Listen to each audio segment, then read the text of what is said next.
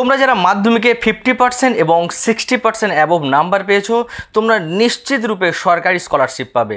আজকের এই ভিডিওতে আমি আলোচনা করব যে 50% অ্যাবভ এবং 60% অ্যাবভ নাম্বার পেলে কোন কোন স্কলারশিপের টাকা তোমরা নিশ্চিত রূপে পাবে। তাই অবশ্যই করে ভিডিওটি তোমরা শেষ পর্যন্ত দেখবে, আর যদি ভালো লেগে থাকে অবশ্যই করে বন্ধুদের সঙ্গে শেয়ার করে দিও এবং একটা লাইক করতে ভুলো না।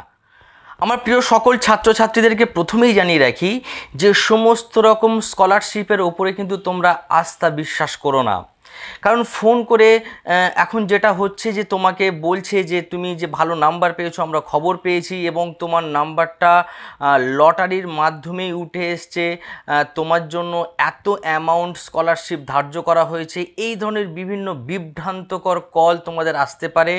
তোমরা কিন্তু ফাঁদে পা দেবে না, যে কোনো সময়ে তোমরা প্রতারিত হতে পারো। তাই বি কেয়ারফুল।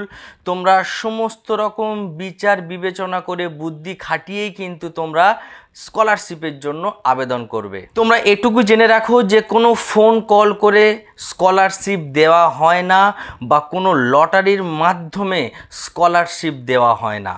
তুমি মাধ্যমিকে হিউজ নাম্বার পেয়েছো, অনেক নম্বর পেয়েছো, তা বলেই যে তুমি স্কলারশিপ পাবে, যদি এই কথাটা কেউ বলে থাকে আমি দায়িত্ব নিয়ে বলছি একেবারেই ভুল কথা।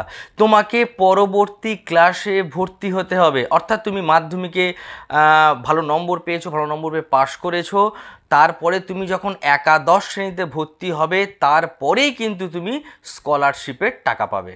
সরকারি স্কলারশিপ ছাড়াও কিন্তু অনেক বেসরকারি স্কলারশিপ পাওয়া যায়, তবে সে ব্যাপারে তোমাদেরকে একটু সচেতন হতে হবে, একটু ভাবতে হবে। কি ভাবতে হবে আমি একটু ডিটেলসে বলি তোমাদেরকে। হয়তো কোনো একটা সংস্থা, বেসরকারি সংস্থা, সে কিনা স্কলারশিপ দেবে ঠিক করলো, এবারে বললো যে 50% যারা মাধ্যমিকে পেয়েছো তারা আবেদন করতে পারো। এক্ষেত্রে কি হয়, তো আবেদন করবে কারা?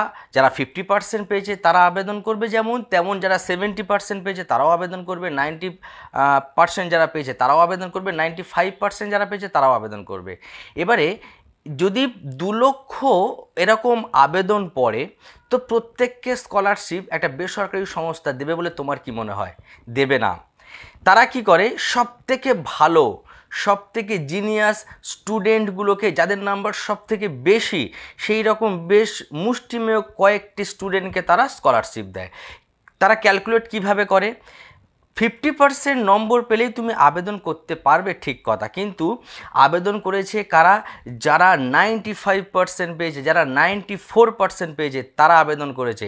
অবভিয়াসলি যারা 94.5 পেয়েছে তারা আগে অ্যাডভান্টেজ পাবে।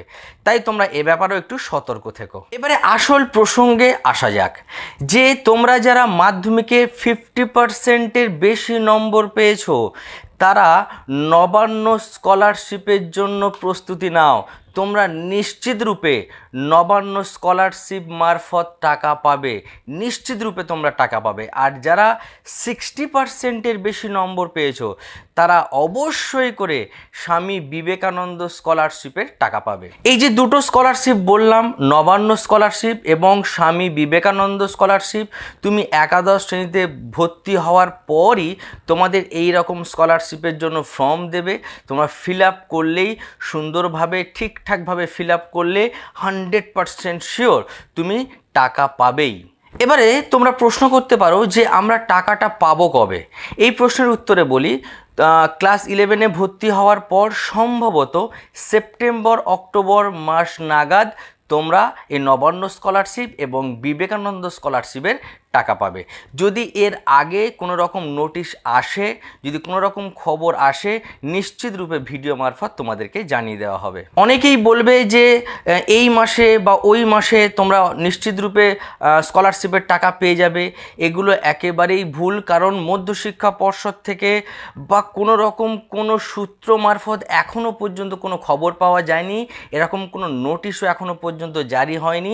নোটিশ দিলেই সঙ্গে সঙ্গে তোমাদেরকে জানিয়ে দেওয়া হবে।